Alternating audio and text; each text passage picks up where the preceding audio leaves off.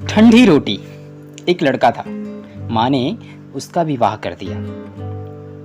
वह कुछ कमाता नहीं था। माँ जब भी उसे रोटी परोसती तब वह कहती कि बेटा ठंडी रोटी खाओ। ये गौर से सुनने वाली कहानी है, थोड़ा ध्यान से सुनिएगा। लड़के की समझ में नहीं आता था कि माँ मुझे क्यों कहती है। जब भी खाना देती थी तो कहती थी कि ठंडी रोटी खा लो। एक दिन माँ किसी काम से बाहर गई तो जाते समय अपनी बहू यानी कि लड़के की पत्नी को यह कह गई कि जब लड़का आए तो उसको रोटी परोस देना और रोटी परोस कर यह कह देना कि ठंडी रोटी खा लो। उसने अपने पति से वैसा ही कह दिया तो लड़का तो चिढ़ गया कि माँ तो अक्सर कहा करती थी, अब यह भी कहना सीख गई है। वह अपनी स्त्री से बोला कि ये बताओ कि रोटी ठंडी कैसे हुई। रोटी भी गर्म है, दाल साग भी गर्म है, फिर तू ठंडी रोटी कैसे कहती है। वह बोली कि यह तो आपकी माँ जाने, आपकी माँ ने मुझे ऐसा कहने को कहा था इसलिए मैंने कह दिया। वह बोला कि मैं रोटी नहीं खाऊंगा। माँ तो कहती ही थी, तू भी सीख गई है। माँ घर आई तो उसने बहू से पूछा कि क्या लड़के ने भोजन कर लिया। वह बोली कि उन्होंने तो भोजन किया ही नहीं, उल्टा नाराज हो गए। माँ ने लड़के से पूछा तो वह बोली कि माँ तू तो रोजाना कहती थी कि ठंडी रोटी खा ले और मैं सह लेता था,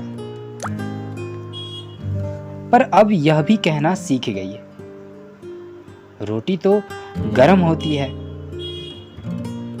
तू बता कि रोटी ठंडी कैसे है। माँ ने अपने बेटे से पूछा कि ठंडी रोटी किसको कहते हैं। बेटा बोला कि माँ सुबह की बनाई हुई रोटी शाम को ठंडी होती है, बासी रोटी ठंडी और ताजी रोटी गर्म होती है। माँ ने कहा बेटा अब तू विचार करके देख, तेरे बाप की जो कमाई है वह ठंडी और बासी रोटी है। गर्म और ताजी रोटी तो तब होगी जब तू खुद कमा कर लाएगा। लड़का समझ गया और माँ से बोला कि अब खुद कमाऊंगा और गर्म रोटी खाऊंगा। सो दोस्तों, मेरे प्यारे व्यूअर्स, इस कहानी से हमें क्या सीख मिलती है? इस कहानी से हमें यही सीख मिलती है कि विवाह होने के बाद ठंडी रोटी नहीं खाने चाहिए, अपनी कमाई की रोटी खानी चाहिए। इसलिए विवाह तभी करना चाहिए जब आप स्त्री का और बाल बच्चों का पालन पोषण करने की ताकत हो।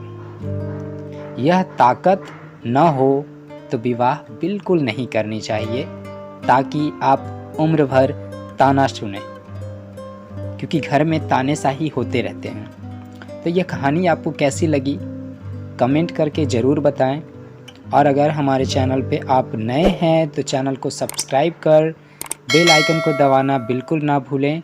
आपको ऐसे ही इंस्पायरिंग स्टोरी मिलती रहेगी। Thank you.